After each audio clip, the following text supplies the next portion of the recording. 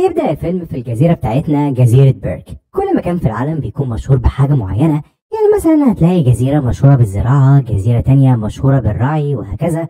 أما جزيرة بيرك فليها وضع خاص، لأن الشيء اللي بيميز جزيرة بيرك إنها بتحارب التنانين. أيوة يا صديقي، ما تستغربش، في العالم اللي بيدور فيه الفيلم ده في تنانين كتير جدا ومن أنواع وأشكال مختلفة، ومن وقت للتاني التنانين دي بتهجم على جزيرة بيرك، وعشان كده أهل جزيرة بيرك دايما بيحاربوهم ويعرفوا كتير جدا عنهم عكس باقي العالم. في كل الأحوال بنشوف حاليا شاب صغير كده من جزيرة بيرك اسمه هيكب، وهيكب ده يبقى ابن زعيم جزيرة بيرك واللي اسمه ستويك. المهم يعني إن في تنانين من أنواع وأشكال مختلفة بيهجموا على جزيرة بيرك كالعادة، وبالتالي الكل بيستعدوا لمحاربتهم، وبيكون هيكب عاوز يحارب التنانين مع الكل، لكن أبو ستويك بيوقفه لأن ستويك عارف كويس إن هيكب ضعيف ومش هيقدر يحارب حد. وحاليا بقى بيروح هيكب على ورشة الأسلحة اللي في الجزيرة عشان يعني يجهز الأسلحة بتاعت المحاربين مع جوبر صاحب الورشة. والعلم جوبر كان محارب قوي للتنانين، لكنه مصاب إصابة خطيرة ومركب دراع كده مكان دراعه، وبالتالي يعني جوبر مش بيحارب مع الكل بشكل مستمر. المهم ان حاليا واثناء ما كان هيكب شغال بتكون المعركه بين محاربين الجزيره وبين التنانين من اقوى ما يكون، وطبعا التنانين بيفضلوا يحرقوا كل شيء حواليهم، وعشان كده بيوصلوا الفريق بتاع الاطفاء بقياده بنت اسمها استريد. واستريد دي بقى هيكب بيحبها بشكل مش طبيعي، وحاليا بتشوف ان استريد بتقدر تطفي نار كتير في المكان وبتظهر قوتها الكبيره قدام الكل. في اللحظه دي بيتكلم هيكب مع جوبر وبيعرفوا انه بيحب استريد جدا وعاوز يقتل تنين عشان يقدر يبهرها ويبهر الكل، لكن جوبر بيرفض طبعا الكلام ده عشان هيكب ما يتعرضش للاذى، لانه برضه عارف ان هيكب ضعيف. بس هيكب ولا بيهتم بالكلام ده، وبياخد سلاح كده صنعه تقدر تقول كده عليه انه سلاح بيضرب اسهم بيقدر بيها انه يصيب التنانين. المهم ان هيكب بياخد السلاح ده وبيروح لمكان فاضي الى حد ما في الجزيره، وبيشوف دلوقتي تنين من نوع النايت فيوري، وده واحد على فكره من اخطر التنانين، لدرجه انه يقال ان محدش بيقدر يشوفه بشكل مباشر. المهم يعني ان هيكب بيضرب عليه من السلاح بتاعه وبيقدر يسيبه، لكن رغم كده التنين بيهرب من المكان. بعد كده بقى بنشوف ستويك والمقاتلين وهم بيحاربوا التنانين بشكل قوي جدا، ونتيجه لده بيهربوا التنانين وبتنتهي المعركه. في الاثناء دي بيوصل هيكب للمكان وبيتكلم مع ستويك وبيعرفوا انه قدر يصيب تنين النايت فيوري، لكن ستويك طبعا مش بيصدقه نهائيا وبيحرج هيكب وسط الكل، فبيمشي هيكب من المكان وبيرجع البيت. بعدها بقى بنشوف ان ستويك مجمع كل اهل الجزيره وبيعرفهم حاليا انه ناوي يطلع في رحله مع اقوى المقاتلين عشان يروحوا لعيش التنانين الرئيسي ويقضوا على التنين الضخم اللي هناك، وبالشكل ده يقدروا ينهوا على كل التنانين للابد، لان التنين ده بالعيش بتاعه يعتبر وطن كبير لباقي التنانين، ولما يتدمر الوطن ده كل هجوم التنانين عليهم هينتهي. في الوقت ده في ناس كتير بيعترضوا على كلام ستويك انهم مش هيقدروا يلاقوا العش ده، ولو لقيوه فمستحيل يقدروا يقتلوا التنين الضخم. بس ستويك بطريقته المعتاده وتشجيعه للكل بيقدر يقنع الكل انهم يطلعوا معاه الرحله دي. بعد شويه بقى من كل ده بيقعد جوبر مع ستويك وبيفضل يقول له ان هيكب بيحبه وانه لازم يعني يديله فرصه، فبيقتنع ستويك شويه بالكلام بتاع جوبر وبيقرر انه يدي هيكب فرصه فعلا. في الوقت ده بقى هيكب بيوصل للتنين نايت فيوري اللي قدر انه يسيبه، وبيكون التنين ده مربوط كده لانه وقع في فخ بعد يعني اصابه هيكب ليه. المهم ان هيكب بيقرر يقتل التنين ده عشان يثبت لابوه الكل انه قوي ويقدر يقتل اي تنين، لكن لما بيبص هيكب للتنين المصاب ده بيصعب عليه جدا، فبيقرر ما يقتلوش. بالعكس ده هيكب بيفك التنين ده، وخلينا نسمي التنين ده توسلس لان ده يعني الاسم اللي هيكب سماه بيه، او يعني نقدر تقول ان ده الاسم اللي معروف عندهم هناك، لكن عندنا احنا هنا في مصر والدول العربيه بنسميه ابو سن. المهم يعني التنين ده توسلس بعد ما اتفك بيكون هيهجم على هيكب، لكنه بيرجع في كلامه على اخر لحظه وبيسيب هيكب وبيمشي من غير ما يأذيه. بعد كده بقى بيرجع هيكب على البيت وبيقابل ابوه ستويك، وبيعرفوا ستويك انه هيدخل في اختبارات مع فريق الاطفاء، وفي النهايه في واحد منهم هينجح في الاختبارات دي وهيكون من المقاتلين في الجزيره. وبيعرف ستويك هيكب انه اهو بيديله فرصه انه يكون مقاتل، وبالتالي لازم يثبت نفسه لو عاوز بجد يبقى مقاتل ويخلي ابوه يفتخر بيه. في الوقت ده يا صديقي بتكون نظره هيكب للتنانين اختلفت شويه بعد اللي كان بيعمله مع توسلس، وبالتالي بيكون عاوز يرفض انه يتدرب عشان يكون من مقاتلي التنانين، لكن هيكب مش بيقدر يقول الكلام ده طبعا لستويك ابوه، وبيوافق على كلامه، فبيسيبوا ستويك بقى عشان ينطلق في رحلته هو والمقاتلين بحثا عن عش التنانين.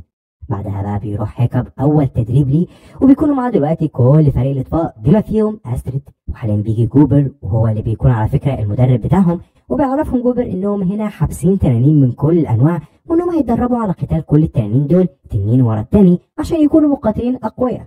وبدون تفاهم بقى بيطلع جوبر اول تنين وبيفضلوا الكل يتقاتلوا مع التنين ده، لكن التنين بيكون قوي جدا وبيكون حرفيا هيحرق هيكب، لكن جوبر بيقدر ان هو يوقف التنين وبيحبسه في زنزانته من تاني، وبكده بينتهي تدريب اليوم الاول. بعد ما خلص هيكب التدريب بيروح المكان اللي فيه التنين توسلس، وبيبدأ بقى هيكب يرسم التنين ده. زي ما قلنا مفيش أي حد يعرف شكل التنين ده أو نوعية التنين بتاعت النايت فيوري، أو حتى حد شافه غير يعتبر هيكب أول حد شافه أصلا. بعدها بيروح هيكب وبيقعد مع جوبر وفريق الإطفاء، وبيكلموا بقى جوبر حاليا عن الكتاب اللي بيملكوه هنا في الجزيرة، وفي معلومات كتير عن كل التنانين تقريبا، وبينصحهم جوبر يعني إنهم يقروا الكتاب ده عشان يفهموا أكتر عن التنانين، وبيسيبهم بيمشي. بعدها بيمشي الكل بما فيهم أستريد، وبيقعد هيكب بس يقرا في الكتاب. ولما بيوصل بقى عند الفصل اللي بيتكلم عن تنانين النايت فيوري مش بيلاقي أي معلومات في الفصل ده نهائيا، زي ما قلنا قبل كده محدش شاف التنانين دي أبدا. وبيكون هيكب بقى مبسوط جدا إنه أول حد يشوف تنين من نوع نايت فيوري. تاني يوم بقى بيروح هيكب تدريب جديد مع جوبر وفريق الإطفاء، وحاليا بيطلع جوبر تنين من نوع مختلف، ويفضلوا الكل برضه يتقاتلوا مع التنين. وكالعادة هيكب بيأدي بشكل ولا أسوأ، أما بقى أستريد فبتقدر إن هي تأدي بقوة كبيرة جدا، وبتقدر في الآخر ترجع التنين اللي كان بيتقاتل معاهم دلوقتي ده لزنزانته. وبينتهي برضه التدريب بتاع اليوم ده كالمعتاد. وبالتالي بمجرد ما بيخلص التدريب على كده بيروح هيكب عند تنينه توسلس، والمرة دي بيكون هيكب جايب لتوسلس أكل، فبياكل توسلس وبيكون مبسوط جدا. بعد كده بيدي توسلس جزء من الأكل ده لهيكب عشان يعني ياكل معاه، فبياكل هيكب معاه فعلا. ومن اللحظة دي بتبدأ تتكون بين هيكب وتوسلس صداقة من نوع غريب حبتين لكنها حلوة. وبيفضل بقى هيكب يلعب مع التنين توسلس وبيكون مبسوط جدا، وفي النهاية بياخد بعضه وبيرجع للجزيرة وبيقعد مع جوبر وفريق الإطفاء. وبيفضل بقى جوبر يحكي لهم عن معاركه مع التنانين اللي اتصاب فيها كتير وخسر فيها كتير، وطبعا بيكونوا الكل متأثرين ما عدا يعني هيكب اللي بيكون نفسه إن الحرب بين البشر والتنانين تنتهي ويكونوا الكل أصدقاء زيه هو وتوسلس. بعدها بيروح بقى هيكب بيته وبيبدأ يصنع سيرج كده من نوع معين، وتاني يوم بيروح للتنين توسلس وهو مع السيرج ده وبيركبه على الديل بتاع توسلس، وبيقدر ان هو يركب على ديله وبيطير توسلس بيه. وطبعا بيكون هيكب طاير من الفرحه رغم ان هو بيكونش قادر يتحكم في توسلس قوي يعني. ولما بيخلص بقى هيكب اللي بيعمله ده وهو طبعا في قمه انبساطه بياخد بعضه وبيروح التدريب الجديد. المره دي بقى بيخرج لهم جوبر تنين قوي جدا لدرجه ان محدش بيقدر يتقاتل معاه تقريبا. اما بقى هيكب فبيكونش محتاج يتقاتل معاه، بالعكس هيكب بيقدر يتعامل مع التنين ده وبيقدر يخليه يخضع له حرفيا وبمنتهى الهدوء، وبيرجع له الزنزانه بتاعته من تاني. وطبعا الكل بيكونوا منبهرين بهيكب ومحدش بيكون عارف هو عمل كده ازاي. في المجمل بيروح بعدها هيكب للتنين توسلس بتاعه وبيركب السيرج، ولكن المره دي على الظهر بتاعه بعد يعني معدل فيه حبتين ثلاثه وخلاه مناسب للظهر. وعلى فكره هيكب بيكون طور في السيرج شويتين ثلاثه اربعه وبقى قادر انه يتحكم في توسلس وهو راكب عليه. وطبعا يعني الكلام ده كله بيفرح هيكب جدا جدا، وانه بجد بقى عارف يطير بتنين ويتحكم فيه. بعدها بيفضل هيكب يوم ورا التاني يروح التدريب، وكل ما يخرج تنين جديد يقدر هيكب يتحكم فيه حرفيا ويرجعه للزنزانه تاني ومن غير ما يتعارك معاه. وطبعا تطور هيكب الكبير ده بيكون مبهر للكل، ومحدش بيكون مصدق اللي هيكب الضعيف اللي ما بيعرفش يعمل حاجه قدر يعمله. وعلى فكره بنشوف ان برضه هيكب بيروح دايما للتنين توسلس صديقه، وبيكون طور هيكب في السيرج اكتر واكتر واكتر، وقدر يعمل مكان كده لرجله في السيرج، ومن المكان ده يقدر يوجه التنين ويتحكم فيه حرفيا. ويوم ورا يوم بيزيد الرابط يا صديقي بين هيكب والتنين توسلس اكتر واكتر. عامة بعد فترة بقى مش طويلة من كل ده بيرجع ستويك وفريقه من رحلتهم بعد يعني ما فشلوا انهم يلاقوا عش التنانين، وبعد ما خسر ستويك كتير من رجالته. بس رغم كل ده في حاجة بتحصل بتفرح ستويك، لان بكل بساطة جوبر بيجيله وبيعرفه حاليا ان ابنه هيكب نجح في كل اختبارات التنانين تقريبا وبشكل كبير. طبعا الخبر ده بيخلي ستويك يطير من الفرحة وبيكونش مصدق ان ابنه هيكب الضعيف قدر يعمل كده. اول حاجه بقى بيعملها ستويك بعد ما عرف الخبر ده انه بيروح لهيكب وبيفضل يقول له انه فخور بيه جدا لانه قوي، وانه هيستناه بقى يقتل تنين في التدريبات بتاعته الجايه عشان على الاقل يعتمدوا عليه كمقاتل. في الوقت ده بيتضايق هيكب انه مش عاوز يقتل اي تنين بعد ما صداقته مع توسلس بقت كبيره، لكن كالعاده مش بيقدر يقول الكلام ده لابو ستويك وبيعدي الموقف. تاني يوم بقى بيروح هيكب بقى اخر اختبار ليه مع فريق الاطفاء، والاختبار ده بيكون حاضره ستويك وكمان جوبر وعرفه كده اسمها جوسي العجوزه. وللعلم جوسي دي بتحضر كل التدريبات والاختبارات لان بيكون يعني ليها يد في اختيار المقاتل الجديد اللي هينضم للمقاتلين بتوع الجزيره. المهم يعني ان الاختبار بيبدا، وكالعاده بيقدر هيكب انه يسيطر على التنين وبينجح في الاختبار. في الاثناء دي بقى بتتكلم العجوزه جوسي وبتقول ان الفايز في وسط كل المرشحين هو هيكب، وعشان كده بقى هيتنقل هيكب لاخر مرحله في الاختبارات، وهي بكل بساطه انه هيتقاتل لوحده مع تنين ولازم يقتل التنين ده، وبالشكل ده هيكون مقاتل ومقاتل بجد. طبعا بيتصدم هيكب لكنه مش بيقدر يقول اي حاجه، وبيكون ستويك طاير من الفرحه طبعا ان ابنه نجح وهيكون مقاتل قريب جدا. بعد كده بقى بيروح هيكب كالعاده للمكان اللي فيه التنين توسلس وقبل ما يقابل توسلس بتوصل استريد للمكان لانها كانت ماشيه ورا هيكب كل ده لانها حاسه ان وراها حاجه. وحاليا بقى بتقول استريد لهيكب انت بتيجي هنا ليه كل يوم؟ وهل في حد هنا بيدربك عشان كده بقيت قوي وقدرت تفوز على الكل؟ لكن هيكب قبل ما ينطق باي كلمه بيتفاجئ هو واستريد دلوقتي بالتنين توسلس بيوصل للمكان. وبتكون طبعا استريد مبهوره جدا انها شايفه تنين من نوع النايت فيوري وبتقرر حاليا انها تقتله، لكن هيكب بيوقفها وبيعرفها ان التنين ده بالذات صديقه. طبعا بتكون استريد مصدومه وبعدها بتفكر هيكب ان التنانين خطفوا امه زمان فازاي اصلا يصادق واحد منهم، لكن هيكب مش بيرد عليها وبيركب على ظهر توسلس. وفي الوقت ده بتمشي استريد من المكان وبتقرر انها تروح الجزيره تعرف الكل بكل حاجه عرفتها النهارده. لكن قبل ما تروح لاي حته بتقع في مكان كده وبتتشعلق يا صديقي وبتكون حرفيا هتقع في الشلال، فبيروح لها هيكب هو والتنين توسلس وبينقذوها وبيركبها كمان هيكب على ظهر توسلس معاه وبياخدها وبيطير بيها. وبتكون استريد مبهوره بالطيران ده ومبسوطه جدا بالتجربه دي.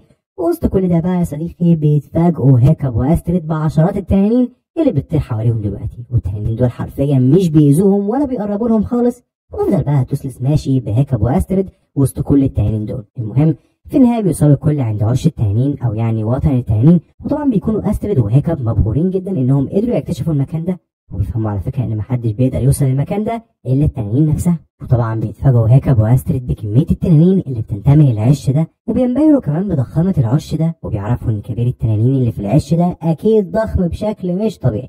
وبس بعد ما شافوا كل ده بيرجعوا مرة تانية للمكان اللي بيعيش فيه توسلس. في الوقت ده بتتكلم استريد مع هيكب وبتسأله هل هيعرف أبوه وأهل الجزيرة بعش التنانين الإيه ده ولا لأ، فيعرفها هيكب إنه مش هيعرفهم بحاجة إنهم لو عرفوا هيقتلوا كل التنانين اللي هناك بما فيهم صديقه توسلس، وده اللي مش هينفع يحصل. في الوقت ده بتوافق استريد على كلام هيكب وبتعرف هيكب إنها بتحبه من زمان وبتعترف له كمان دلوقتي بحبها، وده بيفرح هيكب جدا جدا لأنها كمان مش اعترفت له بحبها بل كمان إنها خلاص بقت بتحب التنانين زيه. بس بعدها بتودع استريد هيكب وبتمشي. تاني يوم بقى يا صديقي بيكون اليوم المنشود، اليوم اللي هيدخل هيكب في قتال مع تنين ولازم يعني يخلص على التنين ده عشان يكون مقاتل. وفعلا بيوصل هيكب لساحة قتال التنانين، وقبل ما يدخل للساحة بتجيله حاليا استريد واللي بتسأله يعني هيعمل ايه، فبيعرفها هيكب انه مش هيقتل التنين ده لانه مش عاوز يقتل اي تنين ابدا. فبتخاف استريد على هيكب لكنها يعني بتتمنى له الخير. بعد كده بيدخل هيكب لساحة القتال وبيجي جوبر وبيخرج أقوى تنين موجود في المكان عشان يعني يتقاتل مع هيكب. وفعلا بيبدأ بقى هيكب يتقاتل مع التنين، ولكن هيكب مش بيتقاتل بمعنى يتقاتل بل بيقدر إن هو يسيطر على التنين ده ويهديه شوية وبيخليه إن هو ما يهجمش عليه. وبيقرر هيكب إنه مش هيقتل التنين ده، ولحد هنا كانت كل حاجة تمام. لكن اللي مش تمام بقى إن بيوصل التنين توسلس للمكان وبيبدأ إنه يتقاتل مع الكل لأنه خايف إن يكون هيكب بيتعرض لخطر. وطبعا بقى الفوضى بتنتشر في المكان وبينزل ستويك والمقاتلين للساحه وبيقدر ستويك ان هو يتقاتل مع التنين توسلس وبيخلي الجنود يسيطروا عليه، وبتخلص الليله بعد ما خلاص توسلس اتقبض عليه. بعد كل اللي حصل ده بيتكلم ستويك مع هيكب وبيفضل يهزأ فيه لانه بيرفض ان هو يقتل التنانين وبدل كده بيخليهم صحابه. وبيعرفوا ستويك انه ضعيف وانه كمان غلطان لما افتكر انه ممكن يكون في الايام مقاتل قوي زيهم. في الأثناء دي يا صديقي بيقول هيكب لأبوه إن التنانين ممكن يكونوا أصدقائهم بجد زي ما هو حاليا وتوسلس بقوا أصدقاء، ممكن عادي جدا في يوم من الأيام يعيشوا في سلام مع التنانين بعيد خالص عن حروبهم دي اللي مش بتنتهي. وبيقول كمان لستويك إنه على فكرة قدر يكون صداقة قوية ما بينه وما بين توسلس لدرجة إن توسلس قدر يوصله لعش التنانين. في اللحظة دي بيتصدم ستويك إن هيكب راح لعش التنانين ومع ذلك معرفوش بالمكان. وبيقرر ستويك انه مش هيضيع وقت اكتر من كده وهياخد المقاتلين بتوعه وهياخد التنين توسلس ده عشان يوصلهم لعش التنانين ويقضوا هناك على زعيم التنانين وبكده ينتهي شرهم للابد. وطبعا يعني بيحاول هيكب انه يوقف ابوه على اللي بيعمله ده، لكن ستويك بيكون خد قراره خلاص واستحاله اي شيء يوقفه. وعلى طول وبدون تضييع اي وقت بيجمع ستويك رجالته في السفن وبياخد بقى التنين توسلس معاهم وبيربطوه في واحده من السفن وبينطلقوا بقى في طريقهم لعش التنانين. بعد فترة مش طويلة وفي الليل بالتحديد بيوصلوا فعلا عند عش التنانين وبيبدأوا بقى قتالهم مع التنين اللي هناك. في نفس الوقت ده يا صديقي بنشوف ان هيكب مع استريد وباقي فريق الاطفاء وبيعرفهم ان حاليا ستويك والمقاتلين مش مقدرين حجم الخطر اللي هم رايحين له، وانهم لازم يروحوا بقى لعش التنانين يساعدوهم وينقذوهم من المصير اللي مستنيهم اللي هيقضي على الكل. في الوقت ده الكل بيسألوا هيكب سؤال منطقي جدا، هيروحوا يساعدوهم ازاي وازاي هيقدروا ينقذوهم من اخطر تنانين في العالم. في الاثناء دي بيعرفهم هيكب ان الموضوع سهل، وانه دلوقتي هياخدهم لساحه التنانين وهيخلي كل واحد فيهم يروض تنين من الموجودين هناك، وهو كمان هيروض تنين من الموجودين هناك، وينطلقوا في طريقهم لعش التنانين وينقذوا ستويك والكل. في الاثناء دي بيوافقوا الكل على خطه هيكب، رغم انهم بيكونوا عارفين انها خطه مجنونه وغريبه حبتين عليهم عشان عاشوا طول عمرهم بيقتلوا التنانين، فازاي دلوقتي هيصدقوهم؟ عامة بياخد بقى هيكب الكل لساحة التنانين، وهناك بيعلمهم ازاي يروضوا التنانين، وفعلا بيقدروا الكل يروضوا التنانين بما فيهم استريد، وكل واحد اخيرا بيركب على ظهر تنين اختاره بنفسه، وبينطلقوا بقى في طريقهم لعش التنانين. في الاثناء دي بيكون ستويك والكل في قتال شرس مع التنانين اللي عند العش، وطبعا بتكون المعركة من اقوى ما يكون، ان بيشارك فيها زعيم التنانين الضخم جدا جدا جدا. ومن وسط الحرب الشرسة دي بيوصل هيكب وزمايله على ظهر تنانينهم، وعلى طول بيدخلوا يساعدوا الكل ويفضلوا يتقاتلوا مع التنانين. لكن وسط كل ده بيتصاب هيكب وتنينه وبيقعوا في الميه، وكل واحد فيهم بيتحدف لحته، وبيكون التنين توسلس هيموت، لكن بيجي ستويك على اخر لحظه وبينقذه، وبيخرج كمان هيكب من الميه، وبيركب بقى هيكب على ظهر توسلس وبينطلقوا عشان يكملوا المعركه. في الاثناء دي بقى بنشوف ان استريد كانت بتعارك مع قائد التنانين ضخم جدا، وبيقدر قائد التنانين انه يمسك ديل التنين بتاع استريد باسنانه الكبيره ومش بيرضى يسيبه. فبتنزل بقى استريد من على ظهر تنينها وبتروح للتنين القائد، وبتفضل تكسر في اسنانه بمعنى الكلمه حرفيا لحد ما بتحرر التنين بتاعها منه، لكنها بتكون لسه جوه بق التنين اللي بيكون هياكلها. بس استريد بيفضل تكسر في اسنانه برضه، وبيجي هيكب وتوسلس على اخر لحظه وبينقذوها. بعد كده بيفضل هيكب وتوسلس يتقاتلوا مع التنين القائد ده قتال من اقوى ما يكون، ورغم ان توسلس تنين صغير جدا الا انه بيقدر انه يصيب التنين القائد اصابات خطيره، وبينجح هو وهيكب بعد عناء كبير جدا انهم ينهوا على التنين القائد ده. ولكن المشكله هنا بقى ان هيكب وتوسلس بيقعوا على الارض مصابين هما الاثنين، وقتها بيجي لهم ستويك والكل بيكونوا زعلانين عليهم بشكل مش طبيعي، وهم مش عارفين هل هيكب وتوسلس هيعيشوا ولا خلاص هيموتوا.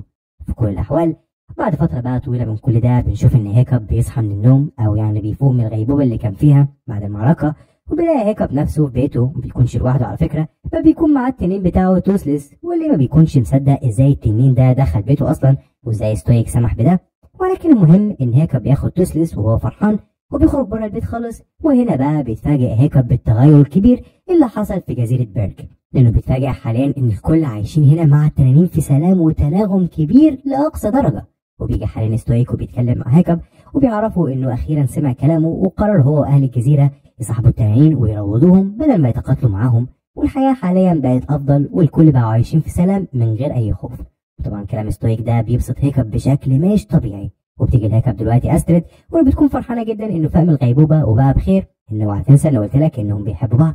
وحاليا بيركب هيكب التنين توسلس، وبتركب استريد التنين بتاعها، وبيفضلوا يطيروا بيهم وهم في قمه السعاده. وبيكون هيكب مش مصدق ان بعد كل ده اهل الجزيره ما بقوش بيقتلوا التنانين بل بيروضوهم. وبيقول هيكب دلوقتي لنفسه ان جزيره بيرك هتفضل دايما مميزه وغريبه، فزي ما كانوا مميزين ومشهورين بقتل التنانين هم حاليا هيكونوا مشهورين بترويض التنانين، وكأن جزيره بيرك موجوده بس عشان تتميز بالحاجات الغريبه وبس. بس كل ده يا صديقي ولا بيفرق مع هيكب، كل اللي بيفرق معاه انه حاليا مبسوط وده المهم.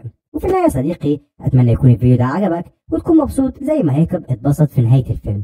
ويعني اتمنى لو عجبك الفيديو تنساش تعمل لايك وشير وسبسكرايب للقناه.